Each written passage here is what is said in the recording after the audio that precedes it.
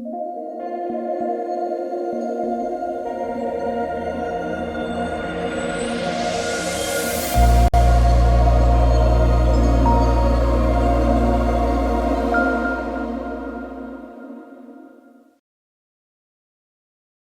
بالله من الشيطان الرجيم بسم الله الرحمن الرحيم اللهم صل على سيدنا محمد أفضل ما صليت على إبراهيم إنك حميد مجيد أبل ما مسوتي في لبا ومنك فوق كوف الإسلام يقفلون السلام عليكم ورحمة الله تعالى وبركاته. وعليكم السلام ورحمة الله. أنا جمعان بيقولي منبر العلماء لتربين الظلماء أني أيوة مامي بسم الله بي وي شيخ ماهي با ali ala garsige mamunu tara kalana Maroc noy almamiya formation ala garsige ola o madodo anya weli inshallah abina kuma femin kan bi wolanda o betalike zakat nama weli jaga ere fen jumay jaga kan ngabo fen sugu jumawna ni wara bi bulu nay aywa wati joli soro a jaga kan ngabo ni sanu ni aywa warja bi bulu yala jaga bola wa walma e jago kelay ka marchandise ka stocké ona ñono walma juru o jagaw be ke cogoya mina ale bina ñefoli ke o de la inshallah ko sawo ke jaga akanga bo wajibi do islamiya kono abina kuma angara assalamu alaikum wa alaikum assalam wa rahmatullah. aywa bi wala nda ambe fe ka ñefoli ke flebaw ni lambe baw ye jaga kan jaga yere arabu kana dono namba wole luka aywa o ye koro jumendi amma jaga kan dine shariatigu fana olu fana ye mun fɔ aywa jaga kan an bɛ fɛ ko walawala ka ɲɛfɔli kɛ lasa lamɛnbaaw ka se ka faamu sɔrɔ. alhamdulillahi rabbil alamin wassalatu wassalamu ala sayyidina muhammadin nabiyil ummi wa alihi wa sahbihi wa man tabi'ahum bi ihsanin ila yawmiddin. Ustaz Musa Maiga yana nga don walanda kono an bɛ ala fo ka ala barkada ka ala wali ɲuman dɔn ka seli alakira muhammad kan sallallahu alaihi wasallam ka laban ka Muso TV lajɛl kɛba bɛɛ lajɛlen fo i bɛ yɔrɔ o yɔrɔ kɛrɛnkɛrɛnma maa minnu bɛ nin émission in suit n'o ye minbarul ulama an bɛ bɛɛ lajɛlen fo ka bɛɛ lajɛlen barikada. Ustaz Musa an bɛ nin waati mun na sisan an bɛ silamɛya kalo 12 de la ni silamɛya kalo kɛ kalo 12 ye seliba kalo ye a kalo 12 ye o kumana muharram kalo o ye kalo fɔlɔ ye nin waati in na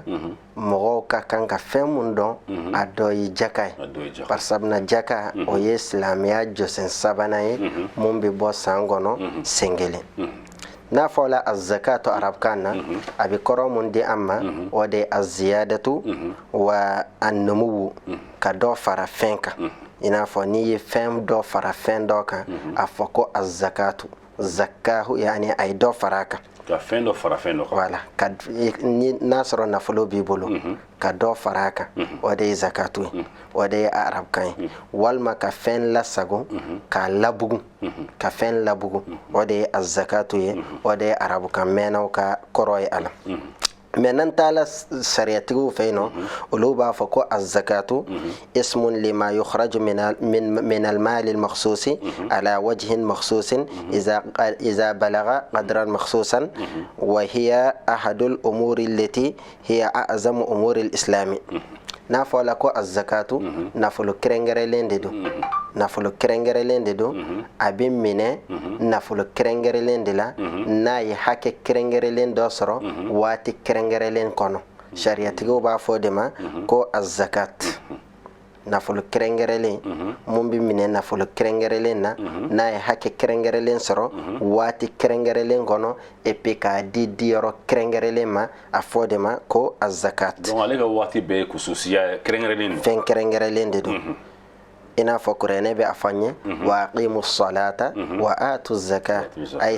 ye seli o ka jaka fana di alakira ko sallallahu alaihi wasallam wa tu'tiya zaka i ka laban ka jaka di alhamdulillahi rabbil alamin. nka sisan an y'a fɔ k'a fɔ arabukan mɛnnaw fɛ yen nɔ olu ko zaka de ye ka dɔ fara a kan walima k'a labugu an ko arabu sariyatigiw fɛ yen ka dɔ bɔ i ka jaka nafolo la k'a di yɔrɔ kɛrɛnkɛrɛnlen fɔlen na n'i y'a jateminɛ nin kɔrɔ fila in n'i ma kɔrɔ faamuya peut-être i bɛ se k'a fɔ ko a kɔrɔ fila bɛ ɲɔgɔn opposé mais sisan relation mun bɛ a kɔrɔ fila ni ɲɔgɔn cɛ a ka kan an ka da tu o yɔrɔ la jaka kɛnɛ kan a bɛ dɔ de bɔ nafolo la nka san ni maa o maa ye nafolo i ka nafolo jaka bɔ ka jɛya a bɛ komi i dɔ fara i ka nafolo kan cogo di i dɔ fara a barika kan i dɔ fara yani jaka bɛ kɛ sababu ye k'i ka garisɛgɛ dayɛlɛ jaka bɛ kɛ sababu ye k'i ka sɔrɔw dayɛlɛ jaka bɛ kɛ sababu ye ka barika don i ka nafolo la barisabula ala ka hakɛ dɔn maa d'a ma n'i y'a di a bɛ di i n'a fɔ kuranɛ b'o fɔ an ye wa ma atayitum min riban liyurbu fi أموال الناس فلا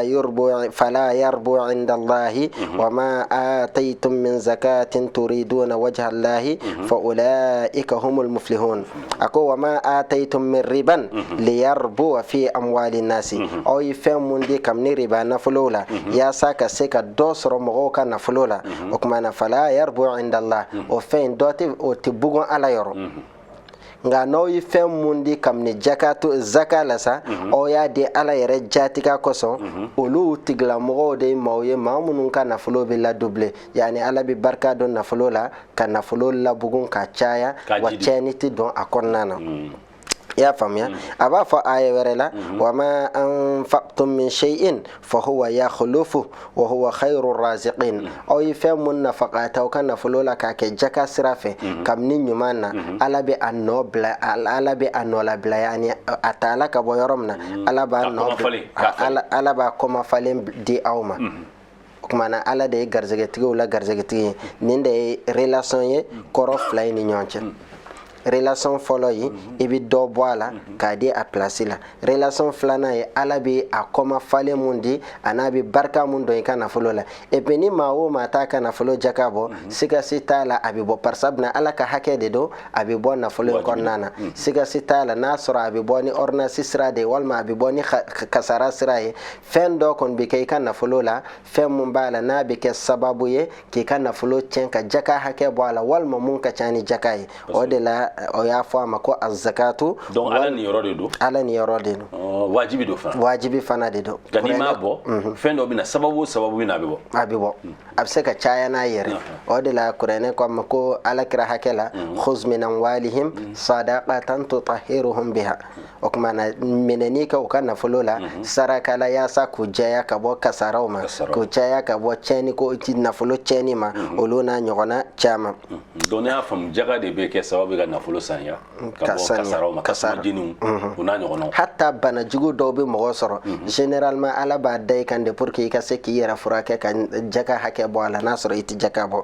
o kuma na ala kira ko a ma hadisa wɛrɛ la ma naqasat sadaqatun min malin k'a fɔ ko i saraka bɔ i ka nafolo la yani i jaka bɔ i ka nafolo la o tɛ foyi bɔ i ka nafolo la a b'a jidi de nin ye fɛn de ye fɛn mun b'a la ni mɔgɔw b'a ye su ni tile maa mun bɛ jaka bɔ ani maa mun tɛ jaka bɔ o ka kow cogoya tɛ kelen ye fewu faamuyara ɲali filanan min an b'a ɲɛsin ma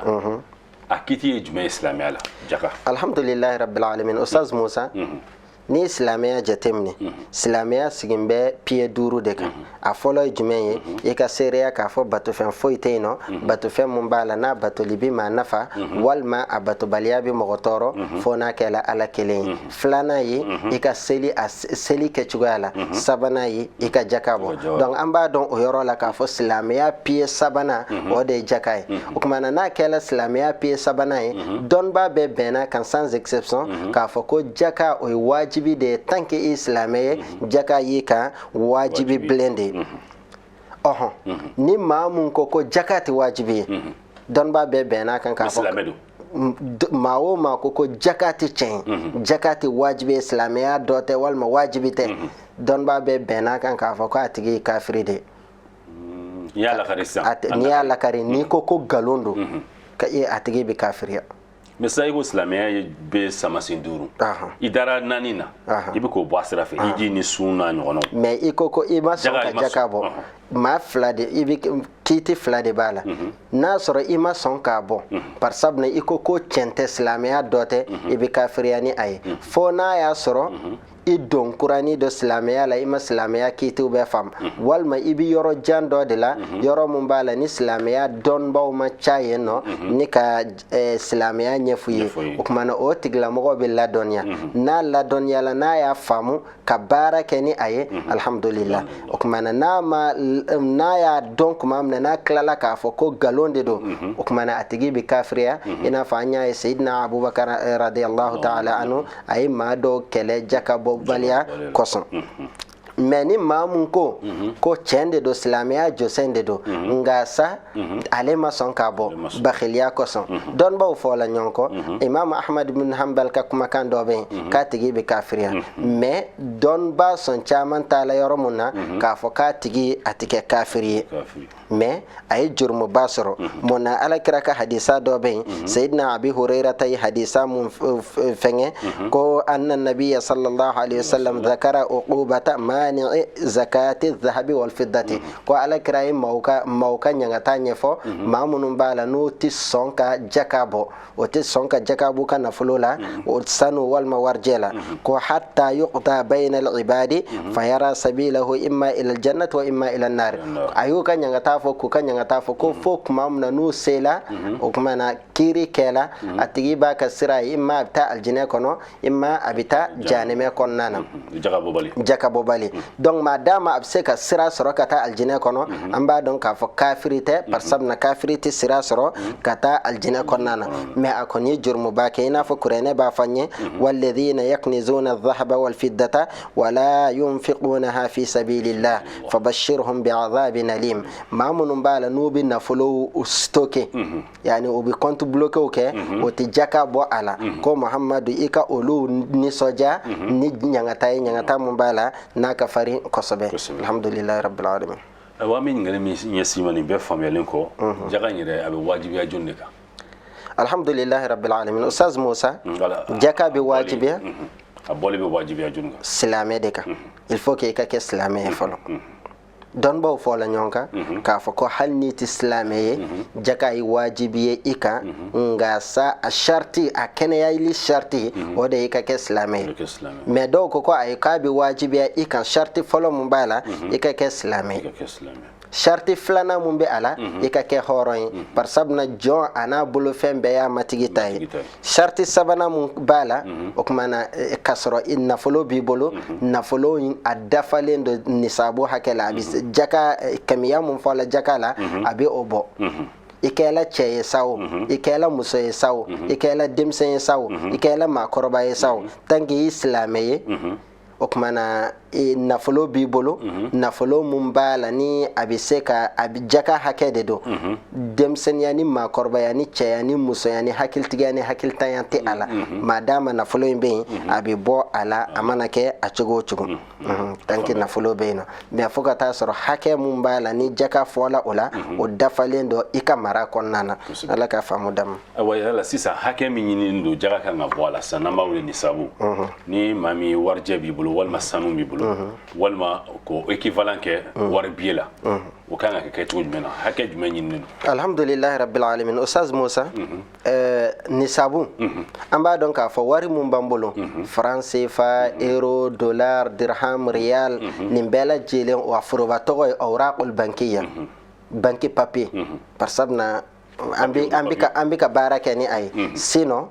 jaka équivalent bɛ ta nafolo karajago la sanu walima warijɛ de la an b'a daminɛ warijɛ la fɔlɔ mun na an b'a daminɛ warijɛ la barisabuna ale de ka dɔgɔ dɔɔni warijɛ a valeur ka dɔgɔ ka tɛmɛ sanu kan warijɛ ale a fɔla n ye ko ni dirhamu 200 b'i bolo warijɛ la i sela nisabu ye dirham kelen bɛ bɛn joli ma dirham kelen bɛ bɛn garam a tɔgɔ ye di naam dirham kelen bɛ bɛn garam fila ani 2,975 garam fila buruburu 975 fila buruburu 975 ani 75 o garam o de dirham kelen ye garam na o la garam 200 bɛ taa bɛn a tɔgɔ ye di dirham 200 bɛ taa bɛn garam 500 ani 95 ma dirham kɛmɛ fila a bɛ bɛn garam kɛmɛ duuru ani 95 ma. Warjɛ garamu 500 ani 95 donc n'i ka warjɛ n'i ka wari i ka karajago i ka bitiki kɔnɔ minɛnw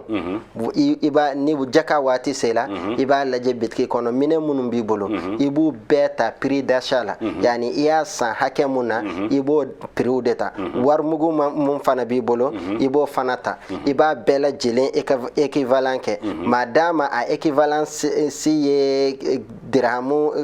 yani warjɛ garam 500 ani 95 sɔrɔ o y'a selen jakama nin waati in na n'an donna sugu kɔnɔ an ye ɲininkali kɛ artisanat yan nɔ o y'a yira n na k'a fɔ nin waati in na o bɛ ka garam 1 feere warijɛ la dɔrɔmɛ 100 ani dɔrɔmɛ 15 sefa la dɔrɔmɛ 100 ani dɔrɔmɛ 15 o la n'i y'o jateminɛ n'i y'o gosi garam 1 n'i y'o gosi 595 la a bɛ taa yɛrɛ sɔrɔ 60,000 ani 8 ani 400 ani dɔrɔmɛ 25 60,008 ani 400 ani dɔrɔmɛ 25 n'an ko a ma 342,125 francs CFA. mais kuma latigɛ tɛ n'i y'a faamu sisan warjɛ fa ka se garamu 500 ni 95 o de ye n'o sela o hakɛ la i sela jaka hakɛ ma bon garamu kelen bɛ bɛn 100 ni kɔ de ma garam 1 nin waati in na o bɛ garam 1 feere dɔrɔmɛ 100 ani dɔrɔmɛ 15 n'i y'o multiplier par 500 ni 95 o de bɛ 60,000 ani 8 ani 400 ani dɔrɔmɛ 25 i b'o wari de bɔ sisan k'o kɛ jaga ye wa warijɛ in na wa ayi n'i ka nafolo sela o hakɛ ma i n'a fɔ i y'i ka bitiki kɔnɔ minɛnw ta i ye fɛn mun san dɔrɔmɛ 10 i ye fɛn mun san dɔrɔmɛ 5 i ye fɛn mun san dɔrɔmɛ i b'o bɛɛ lajɛlen fara ɲɔgɔn kan n'i y'o bɛɛ lajɛlen fara ɲɔgɔn kan tuma min na k'a lajɛ cɛna i ka marchandise i ka karajago a sela nin wari hakɛ ma n'o ye 60,008 ani 400 dɔrɔmɛ 10 ni dɔrɔmɛ 400 ni dɔrɔmɛ 25 ma o ye selen ye jaka hakɛ kɔnɔ donc o la i bɛ jaka bɔ a la o y'a ye n'an y'a ta warijɛ ka jate fɛ mais n'an taala sanu hakɛ la o fana calcul bɛ yen nɔ par exemple a fɔla n ye ko ni dinaru 20 b'i bolo dinaru 20 valeur n'o b'i bolo o de ye nisabu ye dinar sanu t'a la dinaru kelen bɛ bɛn garam 4 ani 4,25 garam 4 ani murumuru 25 awɔ o bɛ bɛn o de ma o la 20 dinar o bɛ bɛn 85 grammes dinaru 20 bɛ bɛn garam 85 ma nin waati in na comme sanu yɛlɛlen don nin waati in na kosɛbɛ a bɛ jigin a bɛ yɛlɛ nin waati in na sanu garam 1 bɛ feere artisanat yan nɔ i n'a fɔ an ye ɲininkali kɛ cogoya min na 7,000 ani 400 n'an ko 37,000 francs CFA o la dinaru o multiplier 85 la a bɛ 3,145,000 de di an ma 3,7 ani 20 ani 9 o kɔrɔ ye di n'i y'a ta wari sanu hakɛ la n'i ka nafolo sela n'i ka nafolo yani i ka jago yani i ka karajago a valeur sela 3,145,000 ma n'o ye 3,7 ni 20 ani 9 ye o ye selen ye jakabɔ ma nka i k'a bɔ warijɛ sira fɛ o de ye ɲɔgɔn tɛ par exemple o ye prix fitinin ye pour que ala ta kana k'i la k'i ka nafolo fana protéger ala ka faamu di an ma ɔ sisan an bɛ fɛ karajago yɛrɛ i ka kuma karajago kan ayiwa karajago yɛrɛ a bɛ wajibiya a kan ka di jɔnni ma ani ayiwa a kan ka bɔ waati cogoya minnu fana na an bɛ fɛ ka kuma o kan sisan karajago alhamdulilahi rabbil alamin Ustaz Musa ni maa mun i jagokɛla ye yarɔ i warila baarakɛla ye a kɛla commerce sira fɛ tant que i b'a la ka wari baara kɛ ni an ka ta commerce sira fɛ exemple n'a sɔrɔ dɔrɔmɛ 20 b'i bolo i donna baara la ni dɔrɔmɛ 20 ye ɲinan seliba kalo la ka se san wɛrɛ seliba kalo ma ala y'a nɔgɔya i ka wari in sela wari kofɔlen ma n'o ye 60,000 ani an ko 60,008 ani 200 ani 400 ni dɔrɔmɛ 25 i ka wari sela o ma san yɛlɛmana i y'a daminɛ ni dɔrɔmɛ 20 de ye yanni san yɛlɛmana a sela wari kofɔlen ma wajibi de do ibi jakabo tari ma fam wajibi de do ibi jakabo walma iya tani warje sanu hake a sela million 7 ani wa muga ani konontoyma wajibi de do ibi jakabo oye mamun bi sani fereke mais ibi ka calcul ke chugoti toujours mba fo mbi sega kan i minen san prix hake munna ibo de ta par sabna ita don ibina fere hake munna en même temps wari mum bi bolo stock wari mum bi bolo kontula walma femerawla ibo bela jelen ta ka faranyon kan yani ikana fulu ma fen ma fo ika baraka mino ina fo ibi voiture mun kono walma ibi fini munun don walma ni muso sanu munun bi kana iftani munun ye masirka yarawla olute nga ibi baraka ni na fulu fen hal ni a dorme flabi yoro dola iba bela jelen faranyon ka soroka asible na dafala ni wati war kofolena iba jakabo a jakabi bo chugo di sisa ika na fulon iba be clan yor mata ina for example la nanyi keme flata sisa nanya clan yor mata baby jolta baby dorme muganta mugain fana iba clan yor ma nani baby dorme duruta wala amba do ni yoro ina ka fo keme fla jakabi ben dorme duruma ni million gelen tadun o chugo ya kelena o jakabi ben wa duruma chugo di o 25000 chugo di par sabna ni ya clan yor mata baby wa muganta wa mugain ni yo clan yor manani baby dorme baby wa duruta donc million gelen jakayi dorme waduru 1 million o jaga sangono o waduru de ibo dalama donc ni san yelemana ibe aketen o wajibi inshallah o sisa ale kan di joni rema ni jagabo jakabi di ma shegende ma silamiya ma munun fiye ako innama sadaqatu lil fuqara'i wal masakin والعاملين عليها والمؤلفة قلوبهم وفي الرقاب والغارمين وفي سبيل الله وابن السبيل جكابي دي نما كفولين دما افولو جمع جكابي دي فانتان دي جوين فانتان دي ماي مامبالا نفلو دون بابلو مي نفلو انت alabo anya fo sisan ka fo ni mamun kan nafolo ye wa bi woro ani shege ni kemenani ni muganduru soro ikanga jakabo amo fo sisan wa bismillah est-ce que ni mamun ka karajago ika marchandise no ika jago kun dankela oye ebi se ka balo war werati bolo ebi barake e jago kela de ika manan kun danyi ni haken est-ce que ebi se ka balo ika jago la iti se ka balo ala ambe bi me wajibi do ika ebi jakabo don bi bolo a fo de ma fantan e o tigila mo jakabi se ka di uma miskeni joye mamun bala hatta na iklela soro atado abina soro fara soro chugamna na sintabe ala bolo debureli mumbe mbi boli be pour que sinta nyini o de miskino jakabi di o fana awa amilina alaiha mamunun bi jaka barake ala kiraka watula ni sahaba ko watila o kombe mawde la wuli mawkum bi wuli kata karis e ka san yelemana annana ala kira ko ngana jaka min wa fama arab kan ko as-sa'i o kuma o de amilina alaiha wal ma mamunun bala no bi jaka in baraka ina fa ambita mamunun nyen ga kan de me ka jaka kontina fenga oke ulu bela jelen ya amilina alaiha o kuma jaka bidi ulu fanama wal muallafati qulubuhum ina fa isigni gondo e ka chrétien par exemple isigni gondo e kafiri mais a ina dombe nyonna signyoya la problem foi te awche ibadon fana ni tola ka bara ni tola ka nyuma ya oke aye abseka don silamiya la ni ka nyuma ya sababu ibseka jaka de ale tigla mo fana ma pour que ka duskun la deli aka don silamiya la o benendo wa fi riqab mamun bala ni jonde do amatigi ko ama ko nan ni war haken ye be ka horoya ibseka war de ama akata yere kan horoya ni aye basiti ala wal gharimina mamun bala ni jurube akana ibse ka jaka di ama pour que ka seka juru insara wa fi sabilillah ani ka di ala ko sira fe k'a ko di ala ko sira fɛ i n'a fɔ maa minnu bɛ jihadi kɛ yɔrɔ la ka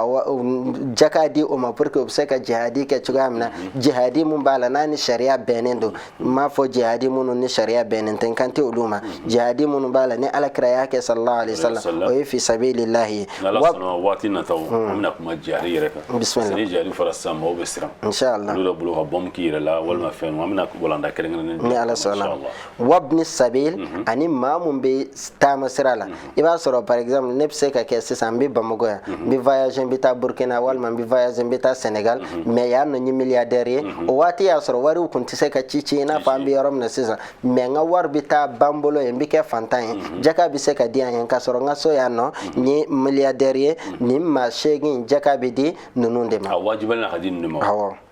mais sisan an bɛ fɛ sa a bɛ ka di cogo min na sisan yala o y'a dɔ ye wa yanni an ka taa ɲininkali wɛrɛ ɲɛsin ma parce que an b'a ye u b'a kɛ enveloppe de kɔnɔ 200 400 ɔ n'u y'a bakuruba di mɔgɔ kelen ma yanni san wɛrɛ cɛ est-ce que o fana tɛna se ka baara dɔ k'a yɛrɛ ka jaga wɛrɛ bɔ wa. journée dɔ bɛ diɲɛ mɔgɔw bolo ko fantanya kɛlɛ don. lutte contre la pauvreté. voilà. journée mondiale. journée mondiale lutte voilà. o don silamɛya y'o don silamɛya la. o yɛrɛ silamɛya de la wa. ayi don kelen ka ta o ma ye silamɛya la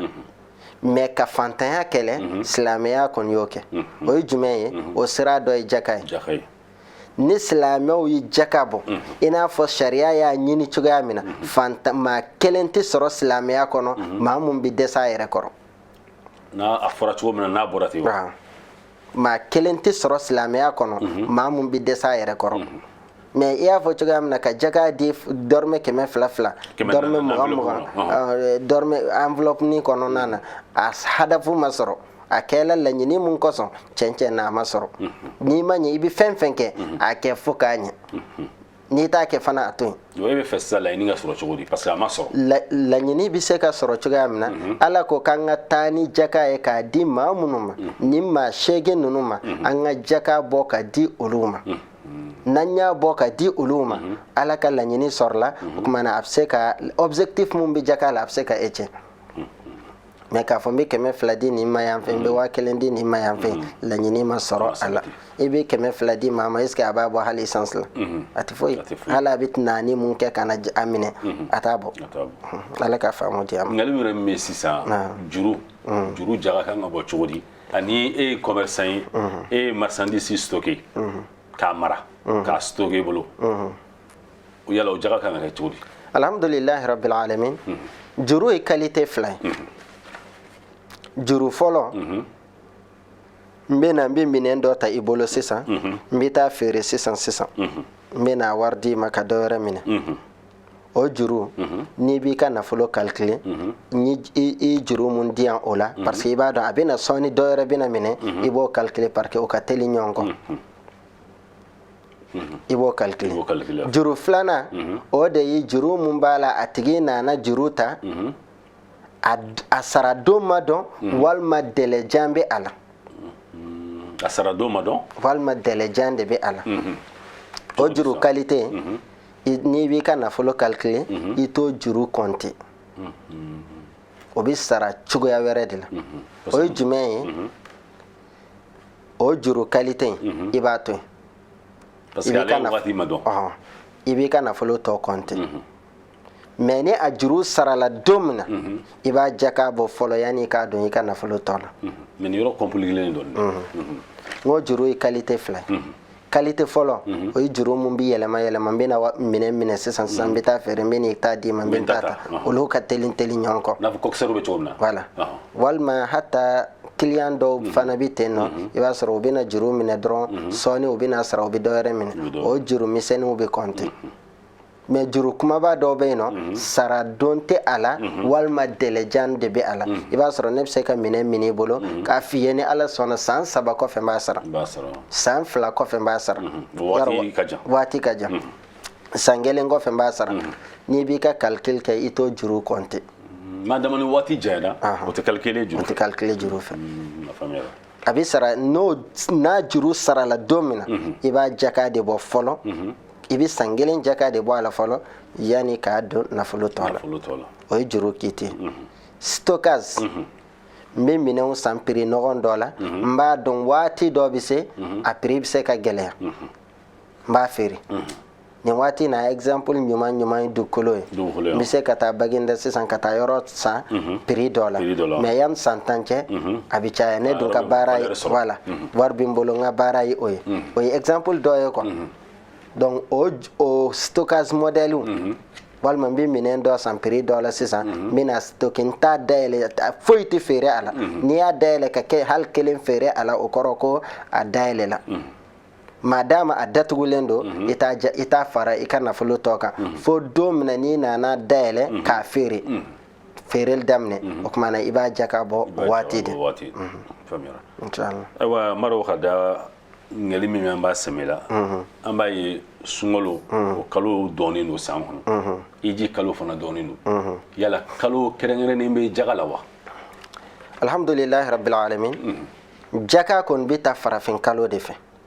an k'o fɔ ka bɔ a la dɔw bɛ janvier ta dɔw bɛ décembre ta o tɛ jate ye par sabula o tɛ jate ye silamɛya ye mun accordé an bolo an ka jatew la yasalunaka anil ahillati qul hiya mawaqitu linnasi kuranɛ y'o de fɔ an ye o tuma na ahilla ye jumɛn ye an bɛ mun je k'a fɔ nin kalo in jɔla a sa la donc jate bɛ taa o fɛ mun na par sabula n'i y'a jateminɛ farafin kalo la ani tubabu kalo la farafin kalo san o ye san 300 ani 54 ye walima 55 san 4 o san 4 mais tubabu kalo la o ye san ye tile 300 ani 65 walima 66 san 4 o san 4 o tɛ wa ayiwa donc a tɛ tile 11 de b'u ni ɲɔgɔn cɛ o la jate bɛ ta farafin kalo la mais k'a fɔ nin kalo in de don maa dɔw bɛ sunkalo ta n'i y'o ta baasi t'a la maa dɔw bɛ seliba kalo ta o ye san kalo laban ye baasi t'a la mais e de b'a dɔn i y'i ka baara daminɛ don min na i y'i ka baara daminɛ don min na i ka san bɛ yɛlɛma waati min na e de b'o dɔn e de b'o jateminɛ i ka kalo la n'i t'a dɔn fewu i bɛ se ka kalo dɔ ciblé k'a fɔ bɔn ni nin kalo in de sela n bɛ n ka jaka bɔ ala k'a faamu di an ma sisan filɛbaga dɔ bɛna fɔ sisan jaga an bɛ an basé commerçant de kan parce que minnu bɛ jago kɛ yala jaga in i ye fonctionnaire ye i ye jamana ɲɛmaa ye i kɛra yɔrɔ yɔrɔ ni responsabilité i n'a fɔ sara t'a la ko bɛ cogo di alhamdulilahi rabbil alamin sara t'a ye qualité fila ye saratala fɔlɔ o ye a bɛ a ka kalo sara ta dɔrɔn a b'a dun a bɛ perse yɛrɛ k'a fɔ kalo wɛrɛ ma sa jaga t'o kan parce que sara kalo bɛ sa o y'a sɔrɔ dɔ in yɛrɛ banna dɔ in banna saratala filanan ye jɔn ye o ka ca a b'a n'a ye kalo sara ta a b'a ka dépense bɔ a la a b'a tɔ mara o tuma na ni san yɛlɛmana a b'a ka compte vérifier n'a sɔrɔ a sela nisabu ma a y'a ka compte lajɛ a y'a sɔrɔ tiɲɛna ɲinan ka dépense kɔfɛ wari min bɛ n bolo n taya la a bɛ 68,000 425 bɔ an k'a fɔ ka d'a kan o ye ɲinan ye sisan sugu prix mais toujours i b'a ta sanu ni warijɛ de la sanu na gramme 85 warijɛ la gramme 500 ani 95 mais ɲinan warijɛ ta bɛ bɛn 60,000 ani 8 ani 425 ma donc wajibi de i bɛ jaka bɔ walima a cayala n'o ye yɛrɛ i t'a la sɔrɔ hali a bɛ 3 millions sɔrɔ 3 millions 320 ani 9 b'i ka compte kɔnɔ i bɛ jaka bɔ awɔ san o san i bɛ jaka bɔ i ka wari la o cogoya de la par sabula maa dɔw fana bɛ yen nɔ minnu b'a la n'u tɛ jaka bɔ k'a fɔ ko san yɛlɛmana n'u y'a sɔrɔ yɔrɔ min na u b'a jaka bɔ a dɔ ye i n'a fɔ maa min bɛ dama baara kɛ i t'a labɔ sanukuru kan i y'a pese gramme 85 i b'a jaka bɔ yanni i k'a utiliser o tɛ san ma kɔnɔ o y'a bɔ la don min na i n'a fɔ sɛnɛkɛla i ɲɔ tigɛ don min na i b'a jaka bɔ olu n'a ɲɔgɔnna caman mais kara jago ninnu sanni feere ninnu walima warilabaara ninnu olu de bɛ san kɔnɔ o tuma na kalo sara t'a la ale ka wari tɔtolen dépense kɔfɛ san kɔnɔ a bɛ jaka bɔ sen kelen ni tɔtolenw ye nisabu bɔ yala jaga bɛ se ka bila juru nɔ la wa misalala jagokɛla dɔ bɛ yen a ka 50 juru b'e la bon a ka n'a fɔ sisan i b'i ka jaga di o bɛ kɛ n ka juru sara ye o bɛ se ka kɛ wa ayi o tɛ se ka kɛ i b'a ka juru sara o ye wajibi ye iba aka juru o ya ka juru de ibo sara jaka o ya ala ka juru ibo bo atse ka danyon ay wa same fed abi hakil jigi masala were la neb sexe sa kinga na folo konte ka fo bon ninde jaka ye nyabo yana ka se asero la jaka imbitunu bingan helo bisaga wo na nyono absega tunu yere walma yana ka se asero la wari manan kun yere bitunu kasoro yabo ningan yai abi jatemne par exemple e ka ladai ibi jaka bo selba kalodil e calcul ke selba kalola yaro akela wati akela la choy e na folo imbo yana ka se asero la jaka wari tununa eta sara abike jaka mais e a négliger e kunganga calcul ke selba kalodil e ma calcul ke selba kalola fo kalo were walma fo kalo fla kofe e a négliger ika wati temena okmana e jaka in konte e a boyana ka sa asero la tununa iba sara par sabna e a négliger de famira walma nafolo matunu koy jaka matunu koy manan kun yere de tunna e ka wari million tan jaka e joli million tan parce que million gile wa duri million tan kan be wa biduru e wa ya wa bidur black refe e kan ga di adi orola ngasa e ka warto e joli e ka warto e million kononto ani wa kemen wa biduru watunna o chena ibolo chuga dola walma atunna chuga dola ibake chugo di season yere bi jaka indunwa walma ibake chugo di bismillah ibi jaka intakadi adi itadu ibi jaka intakadi muna ibadu ita ibo kona ala fin parce ya nganyan jaka ya nganyan jaka nganya ala ka famo di ama awa ni million kile jaka kera waduri baro milliard kile no bi bulu kana be million biduru jate mane mafli ayi milliard kili ayo ganga be million biduru jatima ona nyono ayo ambe fessa isa ka ladilikan dine konanja mi bulu kanya islam ma parce que jaga ni no islam o de kan wajibele no le kan iko la si la me banu fleba ko ma alhamdulillah rabbil alamin ustaz Musa amba foka fo islam ya e pied duru de abi comme ni mamu ya ka gatajo ka pied duru ke ala ni ya pied kilingelen kari gata tike gata e tuguni atike gata jole tuguni kuma na islamia fana yi pied duru de a pied duru la wajibi do ni pied duru mun sekeli ye dom na ikake yaro ka da alala ka dala ka fo muhammad ya alaka cide sallallahu alaihi wasallam o ko ni be jembola seli o fana yi be je fantan fara famaka ngasa sun o bi kenya ko demande mais ka banka sun kenya bila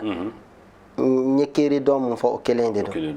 jaka o bi nafolo ko demande hiji o bi nafolo ko ni kenya ko demande mais amba don jamana in kono mo bi girin josen sabaka ka josen fla negilze abedu sama sinduru kile obi josen sabake obi fla negilze obi fla mun negilze o jaka ni sun na soro malien kum bi jaka bo ina fa bi chugamna iba soro lanyini mun bi jaka la kum bi soro kosobe wala ambi wele mun da islamauka anga fuye ka fo alaka hake de do ukana fulola na fulo mun bubolo ukana fulo tedede alaka na fulo de do ayi akalfa uma kuma uka don yorola ala bi fe aka don yorom wa uka don obitaka na fulo intoy nu tala ka toyno kasoro uma ka alaka hake kala aka geluma kosobe angan cesiro la kosobe kuma na nanyi jaka fana bo anga di adichugula anga na ke daga bonda lay alaka famu di am amma ini fe ga duwa ke sisan kada wati chugo inshallah bismillah اللهم صل على سيدنا محمد وآله وصحبه وسلم تسليما اللهم صل على سيدنا محمد الفاتح لما أغلق والخاتم لما سبق ناصر الحق بالحق والهادي إلى صراطك المستقيم وعلى آله حق قدره ومقداره العظيم سبحان ربك رب العزة عما يصفون وسلام على المرسلين والحمد لله رب العالمين amal ma munu me kan flesi sa muso tv aywa o jabarani sanfe anga jamka minama wole aywa khadon bago bismillah aywa no yimin baro el ulama le tribune des ulémas mami mamulo o ye Cheikh Mayimba Sheikh Mayimba ale almamin do wajilu kala do aywa ala ya garsige almamin mun tara formation na Maroc aywa o ma do an ya awele ya sanga siga aywa dine masala ke feminga o be tali ke jaga sanu ani wari o be kundama jume soro no kan jaga kan bola ani karajago ani ni stoko azig bibulo jago kelaw kana sefo wari bima muga kuma o de ka inshallah amba be fo ka walmando akwan be jien wati wure wassalamu alaikum wa rahmatullahi ta'ala wa barakatuh shukran